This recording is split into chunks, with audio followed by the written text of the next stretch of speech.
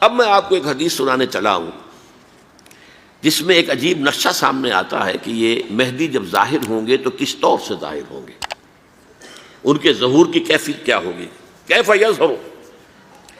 یہ روایت ہے حضرت ام سلمہ سے رضی اللہ تعالی عنہا، حضور کی زوجہ محترمہ ہیں، فرماتی ہیں ام سلمہ عن النبی صلی اللہ علیہ وسلم قال یکون اختلاف عند موت خلیفۃ، موت خلیفۃ، حضور نے فرمایا ایک خلیفہ کی موت پر اختلاف واقع ہو جائے گا، خانہ جنگی ہو جائے گی۔ فَيَخْرُجُ رَجُلٌ مِّنْ أَهْلِ الْمَدِينَةِ حَارِبًا إِلَىٰ مکہ، پھر مدینے کے لوگوں میں سے ایک شخص نکلے گا، بھاگے گا اور جا کر پناہ لے گا اور چھپ جائے گا مکے میں۔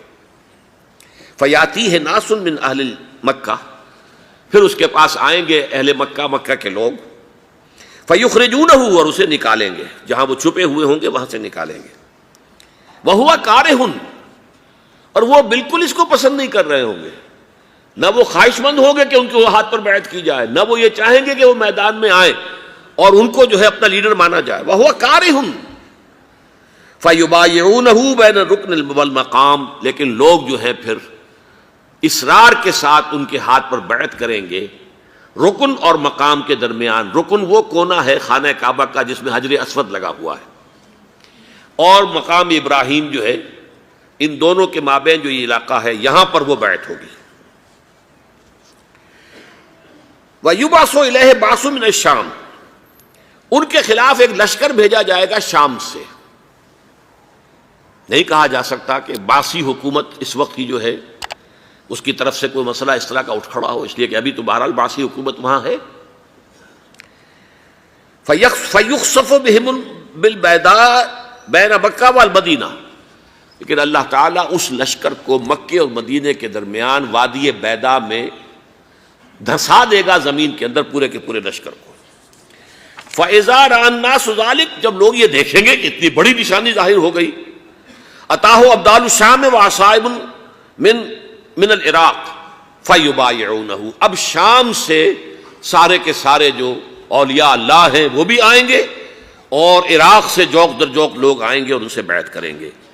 وَيَعْمَلُ فِي النَّاسِ بِسُنَّةِ نَبِيِّهِمْ، پھر وہ عمل کریں گے لوگوں کے مابین، حکومت کریں گے اپنے نبی کی سنت کے مطابق۔ وَيُلْقِي الْإِسْلَامُ بِجَرَانِهِ، اور اسلام اپنی گردن زمین پر ٹکا دے گا۔ وَالْأَرْضِ فِي الْأَرْضِ، زمین میں۔ فَيَلْبَسُ 7 سنین، پھر وہ 7 برس تک حکمران رہیں گے۔ ثم یتوفیٰ، پھر ان کا انتقال ہوگا۔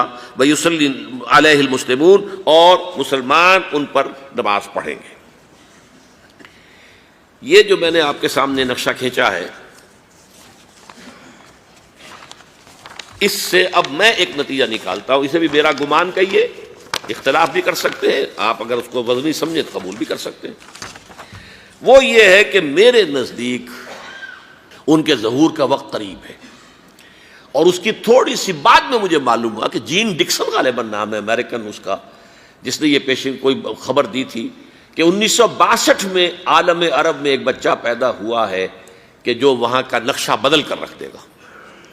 یہ جین ڈکسن کی غالباً پیشن گوئی ہے۔ بہرحال مجھے اس کی پیشن گوئی سے کوئی دلچسپی نہیں ہے، میں تو جو احوال دیکھ رہا ہوں، یعنی اسرائیل کا قائم ہو جانا، اور اس کے بعد اب یروشلم کا مسلمانوں کے ہاتھوں سے نکل جانا، اور اب گویا کہ وہ الملحمۃ العظمیٰ جو ہے تلی کھڑی ہے، کسی بھی وقت جو ہے یہ جو ہے وہ لاوا پھٹ سکتا ہے، آتش فشاں پھٹ سکتا ہے۔ تو یہ تمام حالات ایسے ہیں کہ جن کی وجہ سے میں سمجھتا ہوں کہ ایک تو جو قرآن مجید کے اشارات میں نے آپ کو بتائے، 14 صدیاں، 14 دن میں چاند کا پورا ہونا، والقمر اذا اتسق، 14 دن میں 14ویں کا چاند۔ اسی طرح اب یہ 14 صدیوں کے بعد یہ صدی جو 15ویں صدی ہے، یہ در حقیقت ظہور امام مہدی کی صدی ہے۔